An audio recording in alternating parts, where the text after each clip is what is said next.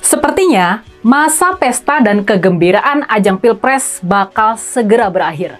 Khususnya buat Caimin, buat Gus Muhaimin Iskandar. Tampaknya nih, awan akan berubah mendung dan kemudian kemungkinan menjadi badai dahsyat bagi Ketua Umum Partai Kebangkitan Bangsa tersebut. Kabarnya nih, partai yang dipimpinnya kini sudah berada dalam bidikan. Partai PKB sudah berada dalam terkaman. Isu yang santer beredar nih, PKB akan segera diambil alih oleh kubu pendukung Presiden Jokowi. Konon, PKB bakal diambil alih oleh jajaran pemimpin pengurus besar Nahdlatul Ulama. Pengambil alihan PKB ini santer terkait dengan rencana besar Pak Jokowi untuk membangun koalisi permanen, seperti Barisan Nasional di Malaysia. Setelah Partai Golkar dan PAN masuk ke kantongnya, giliran partainya warga Nahdliyin itu yang konon bakal dimasukkan juga ke dalam portofolio. Dengan menggabungkan 3 partai ini, kekuatan Pak Jokowi di parlemen mendatang akan menjadi sekitar 33%. Dia akan menguasai sepertiga dari parlemen, sepertiga dari DPR RI. Makanya proyek pengambil alihan PKB ini menjadi sangat krusial.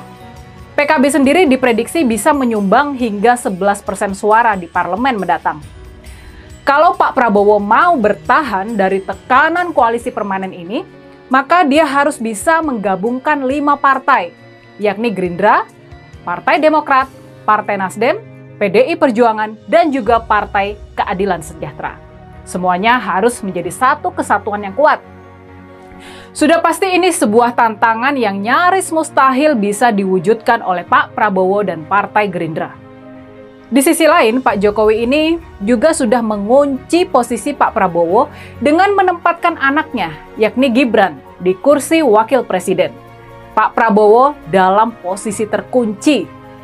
Kondisi sekarang ini jadi benar-benar rumit buat Pak Prabowo. Nah, buat mewujudkan kekuatan menguasai sepertiga dari parlemen itu, Pak Jokowi perlu segera mengakuisisi PKB melalui proksi-proksinya. Dan kabarnya nih, ini kabar yang mulai santer terdengar ya, Caimin memang akan segera disingkirkan menggunakan kasus hukum yang selama ini menyanderanya di KPK. Bisa jadi loh ya. Caimin akan dijebloskan ke penjara untuk kasus hukum yang terjadi belasan tahun silam. Nah, gimana? Sadis kan? Sangat amat sadis kan cara main dan intrik politik di tingkat paling atas ini?